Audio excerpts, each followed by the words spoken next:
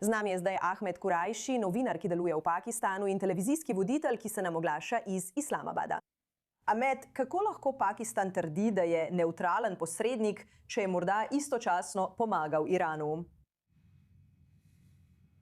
Točno tako. To so vprašanja, Nikol, ki si jih vsi zastavljajo. Ampak zanimivo je, da še vedno čakamo na več informacij o tem, kakšna letala Iranci dejansko imajo in ali jih sploh imajo. Seveda je pakistanska vlada to zanikala.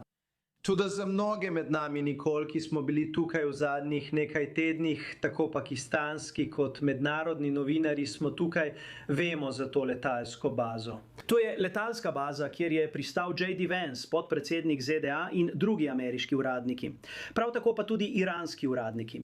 Tako je veliko mednarodnih medijev, pa tudi veliko ekip ameriške tajne službe in nekaterih varnostnih ekip, ki so prišle z iranskimi uradniki, imelo dostop do te baze. In seveda je ta baza, veste, zelo blizu pakistanske prestolnice, tako da bi rekel, da to res ne bi bilo najboljše mesto. Mislim, za nas, ki to analiziramo. Če bi Iranci želeli izkoristiti pakistansko logistiko, ker je Pakistan očitno dovolil iranskim letalom, da pridejo sem z iranskimi uradniki na pogovore, bi lahko pripeljali tudi kakšno pomembno letalo, letalo za zbiranje obveščevalnih podatkov. To je mogoče. Irancem res ne moreš zaupati. Ampak ali bi bilo to res najboljše mesto za skrivanje takšnega letala? Ker je ameriška tajna služba imela dostop do te baze vsaj nekaj dni pred prihodom J.D. Vancea. Tako so bile ameriške varnostne ekipe prisotne na tej bazi. In seveda so imeli dostop tudi Iranci. To je torej eno ključnih vprašanj, ki si jih vsi zastavljajo, Nikol. Ali bi Iranci ali Pakistanci, če bi res želeli pomagati Irancem, skriti nekaj njihovih letal, izbrali bazo, do katere imajo popoln dostop ameriška tajna služba, FBI in drugi, ki skrbijo za ameriške uradnike, ki so prišli, seveda na ravni J.D. Vancea, ameriškega podpredsednika. Torej, to je ena ključna točka, na katero še vedno iščemo več odgovorov. In to je ena. Druga stvar je, ali bi Pakistan res tvegal za iranski režim in naredil kaj takega, resnično igral dvojno igro z Združenimi državami v trenutku, ko Pakistan dejansko poskuša nekako okrepiti svoje odnose z Združenimi državami. Z Washingtonom po mnogih letih resnično nestabilnega, slabega odnosa, saj politično, če že ne vojaško. Torej, ali bi Pakistan res tvegal? Ne vidimo neposrednega razloga, da bi Pakistan to storil, predvsem seveda zato, ker želi imeti dobre odnose z Washingtonom, pa tudi zato, ker so njegovi odnosi z Iranom zelo nestabilni. Pred samo 2 letoma je prav to iransko vojno letalstvo oziroma letalstvo IRGC, kateremu bi pripadali ti letali, o katerih je govoril CBS, dejansko napadlo Pakistan z balističnimi raketami. In Pakistan je odgovoril. To se je zgodilo januarja 2024.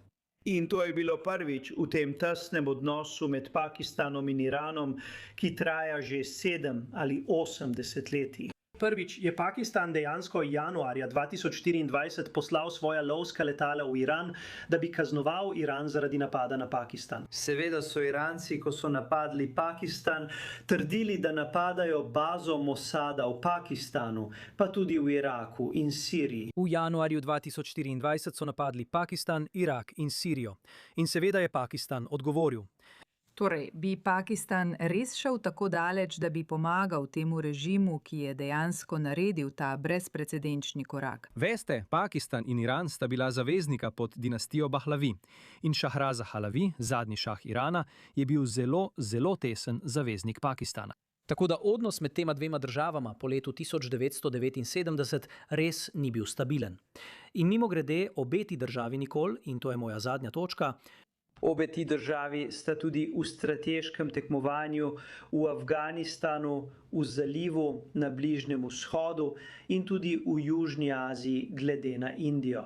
Tako Pakistan kot Iran imata različne vrste odnosov z Indijo. Torej, to je zanimiva zgodba, vendar res iščemo več podrobnosti, da bi res razumeli, ali se je to res zgodilo. Ali je Iran izkoristil pakistansko logistiko, da je pretihotapil nekaj svojih najpomembnejših letal? Ali pa je Pakistan dejansko dovolil Irancem, da to storijo? In zakaj bi Pakistan to storil, ko pa je mimogrede nikoli tudi med temi pogovori v zadnjih 2 tednih prihajalo do napetosti? Nekateri komentatorji v iranskih državnih medijih so dejansko kritizirali pakistansko vlogo. Rekli so, da je Pakistan preveč na strani Združenih držav Amerike in ne deluje kot pošten, nevtralen posrednik. In dejansko so Pakistan obtožili kar prek svojih državnih medijev. Mimogrede, ta zgodba ni dobila veliko mednarodne pozornosti, je bila pa velika zgodba v arabskih in pakistanskih medijih. Nekateri komentatorji v iranskih državnih medijih so kritizirali vlogo Pakistana in rekli: Pakistan ni nevtralen posrednik in morda želi spremeniti kraj pogovorov z ZDA. Želimo se pogovarjati z ZDA, vendar bi radi spremenili kraj srečanja. Morda ne Islamabad, morda Doha v Katarju ali pa Istanbul v Turčiji. Tako je prišlo do teh pogovorov in do napetosti. In na neki točki je iranski zunanji minister dejansko moral poklicati svojega pakistanskega kolega in pojasniti nekatera od teh poročil. Eden od teh poročil je bil dejansko iz Wall Street Journala, ki je poročal, da so Iranci iz ZDA sporočili, da bi radi spremenili kraj srečanja in da jim ni prijetno govoriti z ZDA, čeprav si to želijo, vendar ne v Islamabadu. Tako imate vsa ta nasprotujoča si poročila. In prav tako imate to zelo, zelo zanimivo razmerje med Iranom in Pakistanom, kjer Pakistan na eni strani posreduje, na drugi strani pa je Iran pred nekaj leti napadel Pakistan. In potem imate to zgodovino iz leta 1979. Da, seveda, veliko zanimivih vprašanj, ko gre za dvojno igro, ki jo Pakistan morda igra ali pa tudi ne. Ahmed Kurejši, hvala, da ste se nam pridružili in vse to razložili. Hvala. Hvala. Tukaj v studiu z Jakobom tudi sredi vprašanj o tem, ali je Pakistan res nevtralen posrednik, kako pomemben je pravzaprav posrednik pri teh pogajanjih, ali je sploh pomembno, če se ZDA in Iran pogajata po svojih lastnih pogojih. Ali pa se pravi vpliv dogaja na bojišču. Veš, to je težko vprašanje, Nikol. Moram priznati, da je Pakistan sam po sebi na več načinov uganka kot država. Kaj šele, če poskušamo ugotoviti njegovo vlogo? Mislim, da je eden od načinov gledanja na to, da Pakistan poskuša izboljšati svoj mednarodni status s tem, da igra vlogo posrednika pri tako pomembnih pogajanjih na visoki ravni, kar ga samodejno dvigne, veš, v mednarodnem vrstnem redu.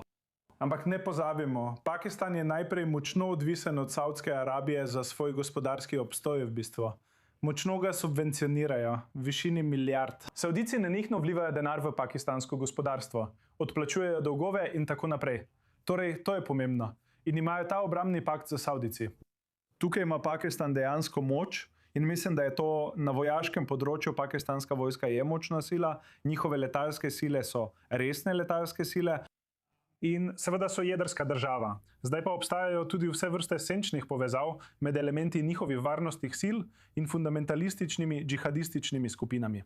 O tem morate vprašati le indijske varnostne uradnike. Torej gre za res precej netransparentno vlado in v resnici ne vemo, kakšen je njena celotna agenda. Zdi se, da ima v osnovi načrtovano dvojno igro, saj ponuja storitve Združenim državam, sodeluje z zalivskimi državami in z Iranom. Kakšen je njena resnična agenda? To je dobro vprašanje. To je še vedno zelo dobro vprašanje, Jakov Lapin, hvala za to. Zdaj gremo na zelo kratek odmor tukaj v oddaji Middle East Now, vendar nikar ne odidite. Ostanite z nami tukaj na i24 News English.